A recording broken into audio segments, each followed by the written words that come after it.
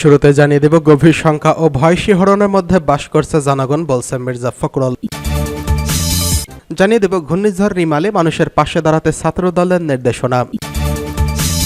জানিয়ে দেব, heart attack করে হাসপাতালে বিএনপির নেতা দুলু। সর্বশেষ জানিয়ে দেব, এমপি আনার হত্যার লোমহর্ষক বর্ণনা দিল জিহাদ। গভীর শঙ্কা, ভয় ও শিহরণের মধ্যে বাস করছে জনগণ, অভিযোগ মির্জা ফখরুলের। গভীর শঙ্কা ও ভয় শিহরণের মধ্যে জনগণ বাস করছে বলে মন্তব্য করেছেন বিএনপির মহাসচিব মির্জা ফখরুল ইসলাম আলমগীর। রোববার গণমাধ্যমে পাঠানো এক বাণীতে এই মন্তব্য করেন তিনি। গুম হওয়া ব্যক্তিদের স্মরণে আন্তর্জাতিক সপ্তাহ উপলক্ষে বিএনপির মহাসচিব এই বাণী দিয়েছেন।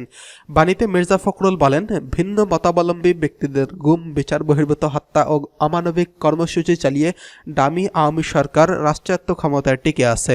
গণবিচ্ছিন্ন সরকার দুঃশাসনের বিরুদ্ধে প্রতিবাদী মানুষের জীবনের নিরাপত্তা সংকটাপন্ন। দেশের মানুষকে বাকরুদ্ধ করার জন্য একের পর এক কালো আইন প্রণয়ন করা হয়েছে। সেই জন্য জোরপূর্বক গুমকে অস্ত্র হিসেবে বেছে নিয়েছে এবং এরা দেশকে এক ভীতিকর জনপদে পরিণত করছে। একচ্ছত্ব ক্ষমতা ধরে রাখতে ডামি সরকারের গুমের মতো মনুষ্যত্বহীনতার পন্থায় বিরোধী শক্তিকে নিশ্চিহ্ন করার সর্বাধিক প্রচেষ্টা চালিয়ে যাচ্ছে। তিনি বলেন, বিশ্বব্যাপী একদলীয় কর্তৃত্ববাদী সরকার নিজেদের পথের কাঁটা সরানোর জন্য গুমকে হাতিয়ার হিসেবে ব্যবহার করে। কাউকে গুম করে দেওয়া মানবতার বিরুদ্ধে অপরাধ হিসেবে আন্তর্জাতিক আইনে স্বীকৃত। বিএনপির মহাসচিব আরও বলেন, আওয়ামী লীগ বর্তমানে দ্বিতীয় বাকশাল কায়েম করার জন্য বিএনপি সহ বিরোধী দলের সব নেতাকর্মীদের গুণ করেছেন। তাদের বাপ মা, ভাই বোন, স্ত্রী সন্তানরা কান্নায় আকাশ বাতাস ভারী হয়ে উঠেছে। বাংলাদেশের গুমের বিষয়ে আন্তর্জাতিক সম্প্রদায় প্রবল প্রতিবাদী হলেও সরকার কোনোভাবেই কিছুতেই তোয়াক্কা করছে না। একদিকে সমাজ ও রাজনীতিতে মাফিয়া উত্থান, অন্যদিকে গণতন্ত্রকামী মানুষ জোরপূর্বক গুমের আতঙ্কে দিনরাত উদ্বিগ্ন থাকছে। সবার চোখের সামনে থেকে ব্যক্তিকে তুলে নিয়ে গিয়ে গুম করা হলো। আওয়ামী লীগ সরকার বরাবরই গুমের বিষয়টি সকল আন্তর্জাতিক ফোরামে অস্বীকার করে আসছে, অথচ বাংলাদেশ সহ আন্তর্জাতিক মানবাধিকার সংস্থাগুলোর কাছে এর সুস্পষ্ট প্রমাণ রয়েছে। এর পরিস্থিতি থেকে বেরিয়ে আসতে হলে বর্তমান শাসন ব্যবস্থার পরিবর্তন ঘটাতে হবে। একমাত্র সুস্থ নির্বাচনের মাধ্যমে গণতান্ত্রিক সরকারের পক্ষেই সম্ভব সকল মানুষের নিরাপত্তা নিশ্চিত করা, কারণ নির্বাচিত সরকারকে জনগণের নিকট জবাবদিহি করতে হয়। তিনি বলেন, আন্তর্জাতিক গুম সপ্তাহ উপলক্ষে আমরা পুনর্ব্যক্ত করতে চাই, অবিলম্বে এম ইলিয়াস আলী, সাইফুল ইসলাম হিরু, চৌধুরী আলম, হুমায়ুন পারভেজ, সাজেদুল ইসলাম সুজন, জাকির সহ গুম হয়ে যাওয়া অসংখ্য নেতাকর্মীকে ফিরিয়ে দিতে হবে। আমি মনে করি ভুক্তভোগী বা তার পরিবারকে আইনি নোটিশ এবং নৈতিক সহায়তার উদ্যোগ নেওয়া এবং গুমের শিকার ব্যক্তিদের পরিবারে উত্থাপিত অভিযোগ নিয়ে আন্তর্জাতিক পর্যায়ে একটি শুনানির আয়োজন করা প্রয়োজন। তিনি আরও বলেছেন, প্রতি বছরের ন্যায় এই বছরে মে মাসের শেষ সপ্তাহে পালিত হচ্ছে গুম হয়ে যাওয়া ব্যক্তিদের স্মরণে আন্তর্জাতিক সপ্তাহ। একটি আন্তর্জাতিক মানবাধিকার সংস্থার হিসাব অনুযায়ী 2009 থেকে 24 পর্যন্ত বাংলাদেশের আইনশৃঙ্খলা বাহিনীর হাতে প্রায় 666 জন ব্যক্তি গুম হয়েছেন। এদের মধ্যে কাউকে মৃত, কাউকে অনেক দিন পর গ্রেফতার দেখানো হয়েছে, আবার অনেককেই তথ্যই পাওয়া যায়নি। এদিকে ঘূর্ণিঝড় রিমালে মানুষের পাশে দাঁড়াতে ছাত্রদলের নির্দেশনা। ঘূর্ণিঝড় রিমালের সম্ভাব্য ক্ষয়ক্ষতি রোধে ও জানমালের নিরাপত্তায় নেতাকর্মীদের নির্দেশনা দিয়েছে জাতীয়তাবাদী ছাত্রদল। রোববার 26 মে ছাত্রদল সভাপতি রাকিবুল ইসলাম রাকিব এবং সাধারণ সম্পাদক নাসিরউদ্দিন নাসির এই নির্দেশনা প্রদান করেছেন। নির্দেশনার মধ্যে রয়েছে, উপকূলীয় এলাকায় সাধারণ মানুষ রিমালের ধ্বংসাত্মক প্রবণতা সম্পর্কে জরুরিভাবে সতর্কতা করা প্রয়োজন এবং এর ব্যাপক প্রচারণা চালাতে হবে। সাধারণ মানুষকে নিরাপদ স্থানে সরিয়ে আনার কাজে সর্বোচ্চ সহযোগিতা করতে হবে। গবাদি পশুগুলোকে নিরাপদ স্থানে নিয়ে আসার ব্যবস্থা করতে হবে। বাঁধ সংস্কারের কাজে সহযোগিতা করতে হবে। শুকনো কিংবা রান্না করা খাবার, স্যালাইন, বিশুদ্ধ পানি ও ট্যাবলেট সহ প্রয়োজনীয় ঔষধ প্রস্তুত রাখতে হবে। ঘূর্ণিঝড় পরবর্তী উদ্ধার কাজে সক্রিয়ভাবে অংশগ্রহণের জন্য প্রতিটি ইউনিটে অন্তত একটি করে রেস্কিউ টিম প্রস্তুত রাখতে হবে। ঘূর্ণিঝড় পরবর্তী সময় শিক্ষার্থীদের শিক্ষা উপকরণ সহ প্রয়োজনীয় সহযোগিতা করতে হবে। নারী ও শিশু বয়োবৃদ্ধদের অগ্রাধিকার প্রদান করতে হবে। এদিকে আবহাওয়া অধিদপ্তর জানিয়েছে, ঘূর্ণিঝড় রিমালে আরও শক্তিশালী হয়ে প্রবল ঘূর্ণিঝড়ে পরিণত হয়েছে। এটি ক্রমান্বয়ে বাংলাদেশের উপকূলের দিকে এগিয়ে আসছে।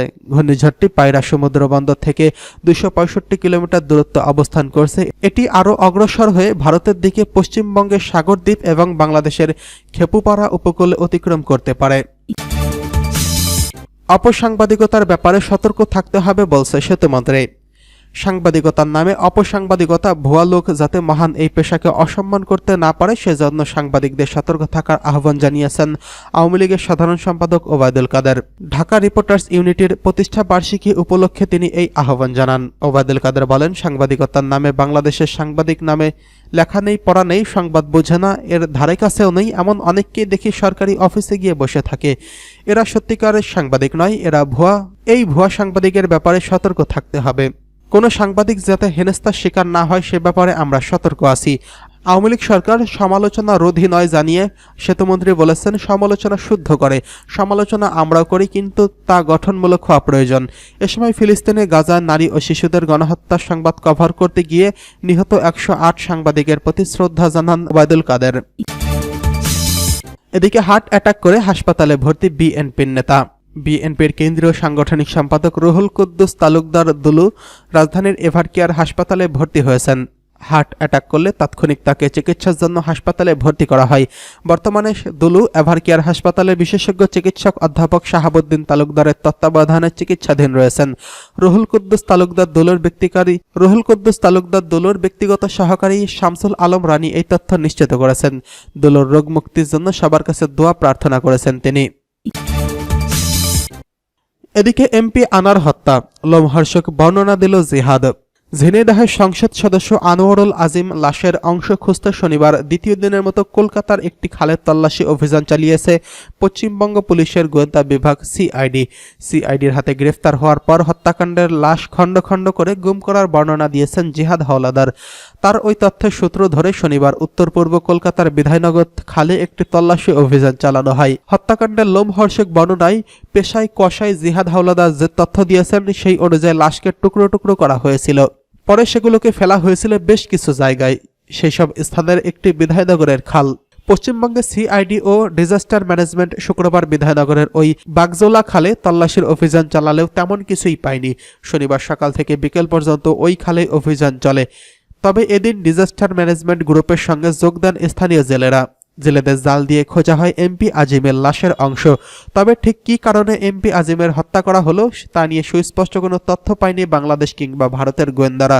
হত্যাকাণ্ডে অংশ নেওয়া বাংলাদেশ থেকে আটক হওয়া শিমুল ভুইয়া পুলিশকে জানিয়েছে, আজিমকে চেতনানাশক ঔষধ দিয়ে হানি ট্রাপে ফেলে এক নারীর সাথে নগ্ন ছবি তুলতে চেয়েছিল হত্যাকারীরা।